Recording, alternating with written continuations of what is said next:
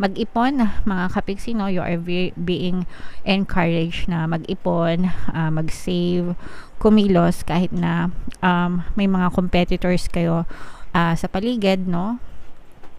For some of you, I'm sensing na parang this is also like a third party relationship or third party energies relationship. Meron tayong presence ng water sign, Cancer, Pisces, Scorpio, na parang yung iba sa inyo guys, feeling ko pagod na kayo, no?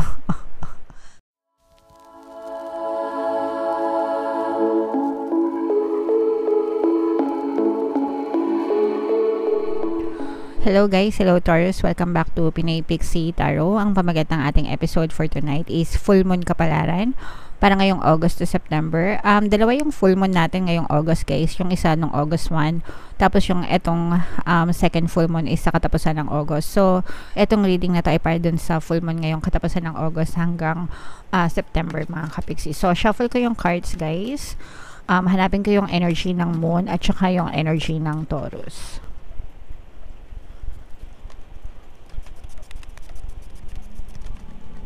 So, ito yung energy ng moon, mga kapiksi. Ngayon naman, hanapin natin yung energy ng Taurus. So, Taurus, kayo ay represent ng King of Pents sa ating spread. Combination to guys ng positive and negative energy. General reading lang. Pwedeng mag-resonate, pwedeng hindi. And, so yung full moon ngayon guys, yung pangalan ng ating full moon ay blue moon. Isa siyang super moon. Mga kapiksi, and yung next na full moon naman ay sa September 29. So, ang reading na to ay para dyan sa period na yan, mga kapiksi. So, ito yung combination ng positive and negative energy, pero marami yung negative energy guys. Meron tayong presence ng fire signs sa Aries, Leo, Sagittarius. For some of you guys, no, medyo may kalungkutan kayong nararamdaman. This is more on relationship issues, mga kapiksi, or pwede rin na hindi. Pwede rin mga issue nyo sa buhay. Kasi yung iba sa inyo guys, tingnan nyo, no, sobrang dami ng inyong mga pagsubok na pinagdadaanan na nagkukos na siya ng inyong mga emotional pain. Ibig sabihin, may mga sakit na nararamdaman kayo sa inyong dibdib, no? Mga tinik-tinik, mga himutok, mga galit siguro, ganyan. And this is probably because of mga problema na pinagdadaanan nyo sa buhay nyo, mga kapiksi, which is causing you a lot of sadness, malungkot, no? Yung iba sa inyo malungkot, may mga conflicting thoughts kayo na sometimes tinatanong nyo, bakit ganito, bakit ganito yung nangyayari sa akin, bakit ako minamalas, bakit ako naghihirap ng ganito, bakit may mga problema ako, bakit hindi matapos-tapos yung mga problema ko. So may mga ganun kayong klaseng pattern of thoughts, mga kapiksi, na nagpapahirap sa inyo guys, no? Pero wag kayong mag-alala because the universe, pwedeng ano to din, no, relationship, no, kasi mayroon tayong presence ng another element dito. So pwedeng dahil sa relationship din kaya kayo nagkakaroon ng mga emotional pain. Baka meron kayong mga pinagdadaanan din sa inyong romantic relationship guys. Pero this is another chance na binibigyan kayo ni universe para makarecover and maging strong. Actually, itong pinagdadaanan nyo, no, it's making you a strong person, no? Kumbaga, dahil dito sa mga pagsubok na to, mga test na to, mas lalo pa kayong lumalakas, naging strong, matatag, naging courageous. Yes, may mga times na umiiyak kayo. Yes, may mga times na nalulungkot kayo.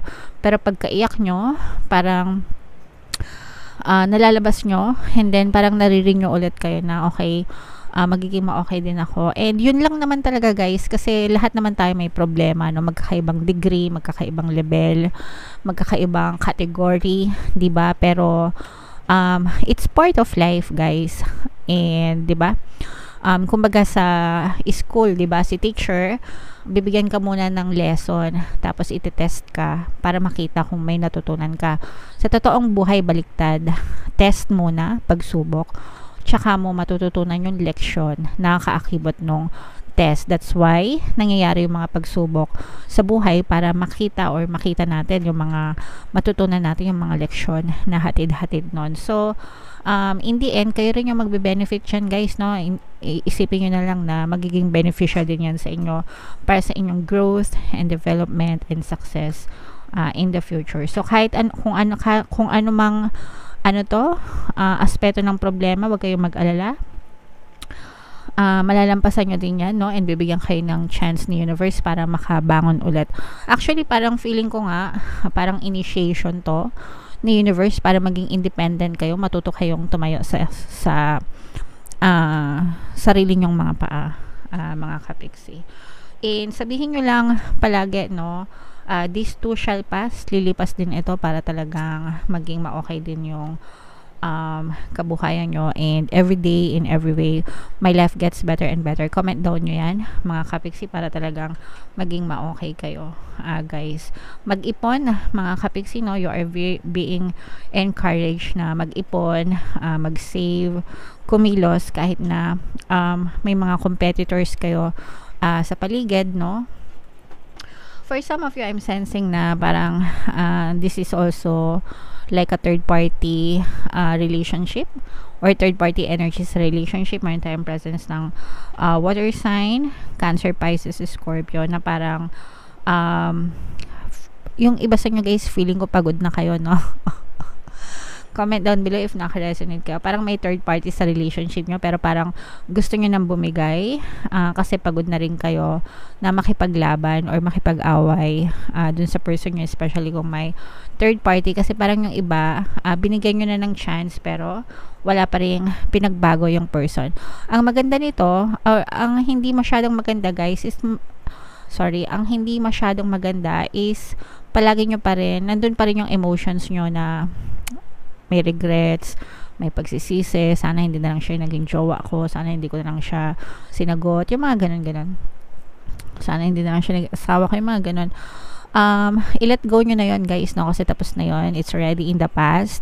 Move on, para sa inyo, hindi para sa kanila, mga kapiksi. And pagdating naman sa kaperahan, guys, no, sabi ko nga, medyo baka maging tagtuyot ng konti, no? Tagtuyot, ibig sabihin financial drought, no? Or financial drain, parang ma-drain, magtagtuyot, ganyan. So, mag-impok, mga kapiksi, habang may time, may pagkakataon, kung nakapag-save kayo kahit paunti-unti lang, kung ano yung matitipid nyo, unahin nyo yung mga expenses necessary, necessities yon. Unahin nyo yung mga necessities kaysa sa mga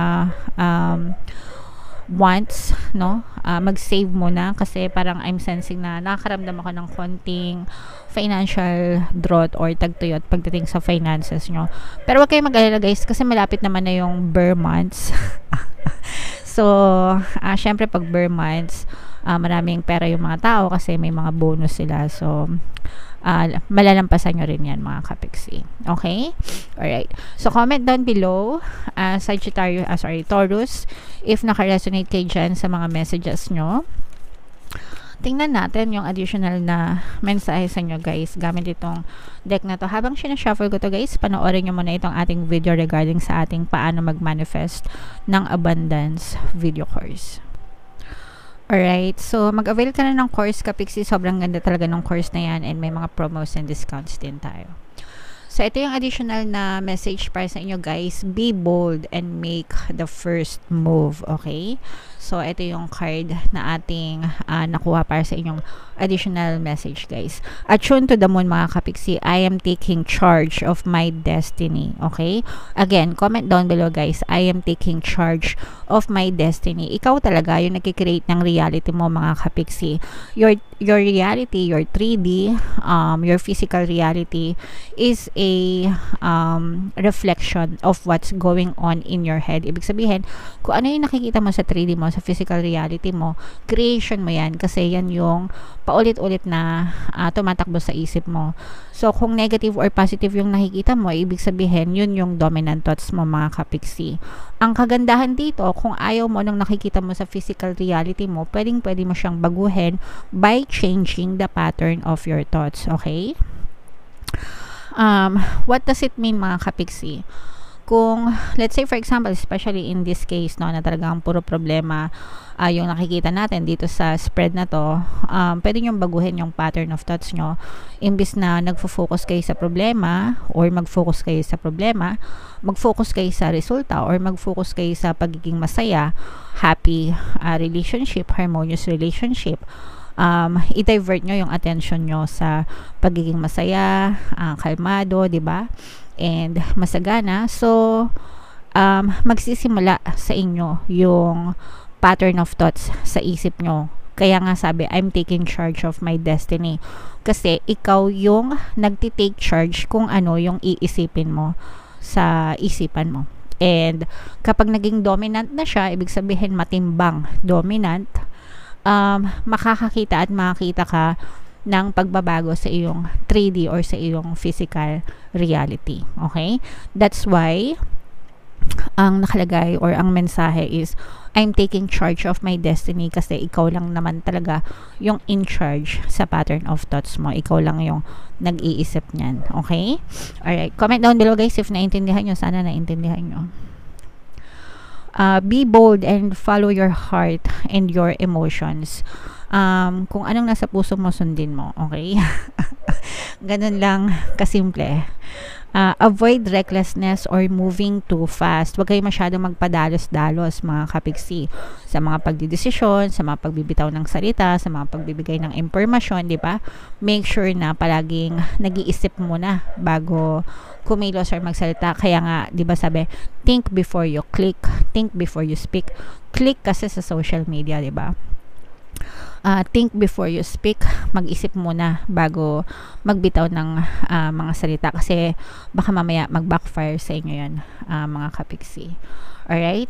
Come into your power.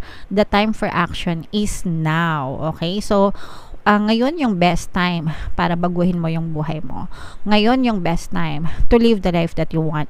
Every day, mga kapiksi, no, is a brand new day. It's a brand new opportunity, brand new chance na binibigay sa'yo ni universe para i-create yung reality mo. So, how do you spend your day?